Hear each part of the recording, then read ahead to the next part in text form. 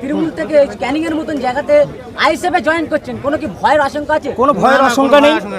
ভয় তখন করিনি যখন টিএমসির হয়ে যুদ্ধ করেছি 15টা বছর, এখন কিসের ভয়? থেকে তাদের হাত থেকে পতাকা তুলে নিচ্ছে, তারা আইএসএফ কাছে যোগদান করবে।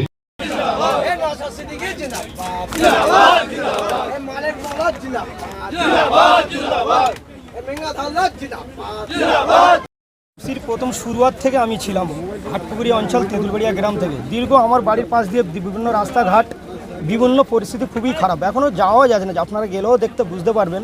আর কেন এসছি এই কারণে যুব মাদারকে দিয়ে আমাদেরকে দিয়ে খেলিয়েছিল। যেহেতু হাটপুকুর অঞ্চল টিএমসি, আমি তো যুবর দিকেই ছিলাম। যুব মাদারি নিয়ে বিশাল গন্ডগোল, সবাই জানে। বিশেষ করে আমারও কেসও আছে 10-12টা মাদারেরা যুবদের, আমারও যুব ছিলাম, আমাকে দিয়েছে। এনডিবিএসে 2 বছর জেলও আমাকে খাটিয়েছে।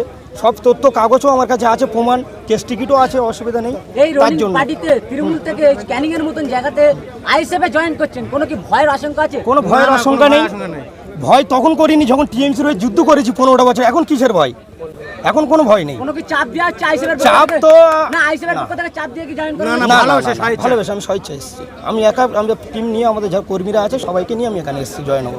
ক্যানিং এর মতন জায়গা বিধানসভা ভোটে বুলডোজার দিয়ে ঘরবাড়ি ভাঙচুর করেছিল, সেই ক্যানিং এ এখন আইএসএফ এর ঝান্ডা ধরে লড়াই জারি রাখবে, কি বলবেন?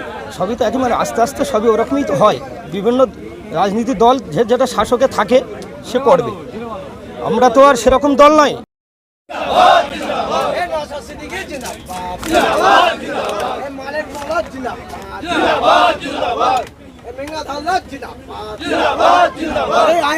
চিন্তাধারার দিকে দিকে ছড়িয়ে দাও।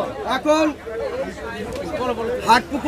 হাটপুকুরের এক তৃণমূল করেছেন বহুদিন। তৃণমূলের যে আদর্শ নীতি ওনার না ভালো লাগায় আইএসএফ এর আদর্শ নীতিকে মান্যতা ভালো লেগেছে। এই দুর্নীতিগ্রস্ত দলের সাথে তারা থাকতে চায় না, সেই জন্য আজকে তারা আমাদের প্রার্থী এবং অবজারভার জেলা প্রেসিডেন্টের সামনে থেকে তাদের হাত থেকে পতাকা তুলে নিচ্ছে, তারা আইএসএফ কাছে যোগদান করবে।